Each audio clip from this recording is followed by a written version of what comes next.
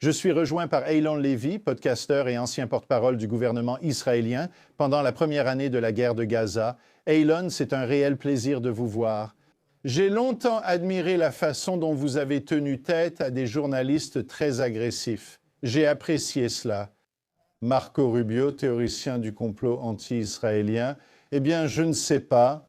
Vous pourriez renforcer ma réputation d'impartialité en me lançant une petite pique gentille. Donnez-m'en une.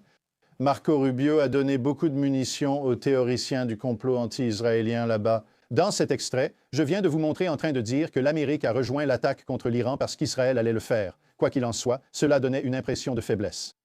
Qu'en as-tu pensé? Oui, les gens n'ont pas regardé l'extrait en entier.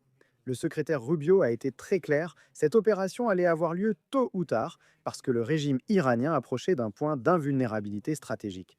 Je vais expliquer. Le régime iranien, qu'il décrit comme dirigé par des fanatiques religieux, veut fabriquer une arme nucléaire. Pour fabriquer une arme nucléaire, il voulait construire suffisamment de missiles balistiques et de drones pour que personne ne puisse l'en empêcher. Désormais, le régime construisait 100 missiles par mois, renforçait ses usines souterraines de missiles balistiques et acquérait des armes stratégiques auprès de la Chine.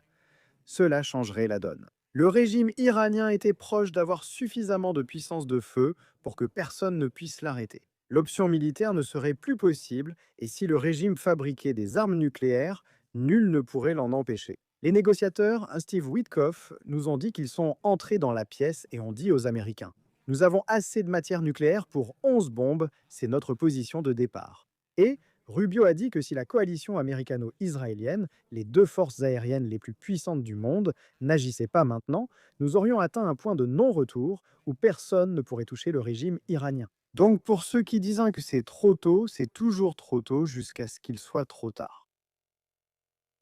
C'est un excellent point. N'oubliez pas, cela a des implications plus larges qu'une attaque iranienne, aussi grave soit-elle.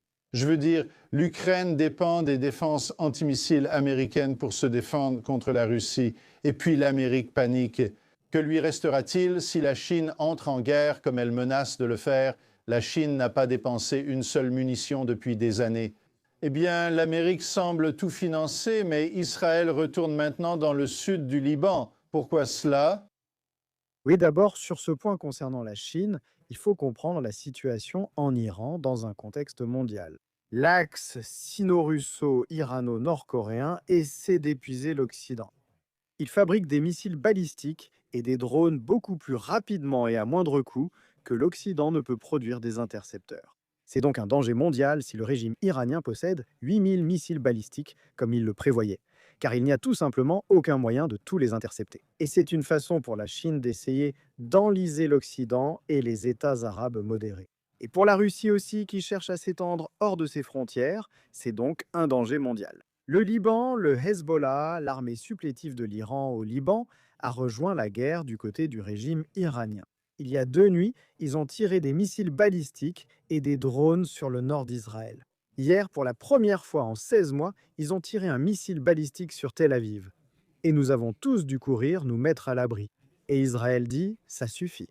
La dernière guerre avec le Hezbollah s'est conclue par une solution diplomatique, comme le souhaitaient les dirigeants mondiaux, avec un accord demandant au gouvernement libanais de désarmer le Hezbollah. Ils ne l'ont pas fait, ils ont reculé devant l'affrontement, ils n'ont pas affronté le Hezbollah, ils ont permis au Hezbollah de se réarmer, de positionner des forces le long de la frontière israélienne. Nous ne permettrons pas à l'armée supplétive de l'Iran au Liban de lancer des missiles, drones et tirs anti-chars sur les communautés frontalières. Donc, Israël agit maintenant avec force contre le Hezbollah pour éliminer la menace des tirs de roquettes et des drones contre nos communautés et s'assurer qu'ils ne puissent plus attaquer les civils israéliens pour tenter de sauver la République islamique.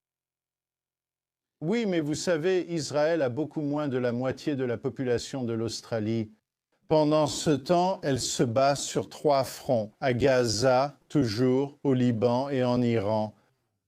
Il doit y avoir une sorte d'épuisement qui s'installe ici, ou bien à cause du sang et de l'argent dépensés pour cela. Combien de temps pensez-vous qu'il faudra avant que le public israélien en ait assez? Que se passe-t-il? Quel est le soutien? Oh, la détermination en Israël est très forte parce que nous voulons terminer le travail.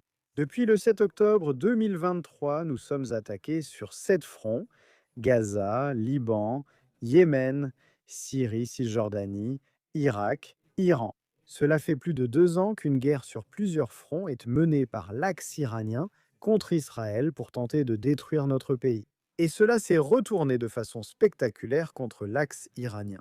Chaque chef terroriste qui a planifié et participé au 7 octobre est aujourd'hui mort. Sinwar, la mort, Nasrallah, Khamenei, tous disparus.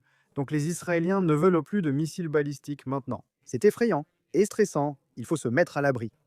Mais nous ne pouvons pas laisser le régime iranien obtenir des armes nucléaires ou construire des milliers de missiles balistiques. Nous voulons éliminer la menace, une bonne fois pour toutes, d'un régime fondamentaliste et fanatique qui a investi des milliards dans la vision de la mort d'Israël. Si cela signifie se réfugier encore quelques fois pour quelques jours ou semaines de plus, c'est le prix que les Israéliens sont prêts à payer pour éliminer cette menace existentielle à notre survie nationale. Elon, sache qu'il n'y a jamais de une fois pour toutes dans l'histoire, il y aura toujours quelqu'un d'autre. Mais oui, je pense qu'Israël sera plus en sécurité maintenant, une fois que l'Iran aura été désarmé, qu'il ne l'a été depuis la création de l'État. Je n'ai plus beaucoup de temps, mais je voulais ton avis. La haine de la gauche envers Benjamin Netanyahou, la diabolisation dont il souffre n'est pas limitée à ici. Tu as bossé pour lui, il est comment? Je considère le Premier ministre comme le plus réaliste en politique étrangère. Il voit au-delà de tout le jargon sur la communauté internationale et comprend que nous vivons dans une région dangereuse et dans une région dangereuse. Il faut être créatif et déterminé car nos ennemis ne respectent pas les règles. Il faut aussi être plus intelligent, rapide et fort qu'eux pour survivre dans une région dangereuse.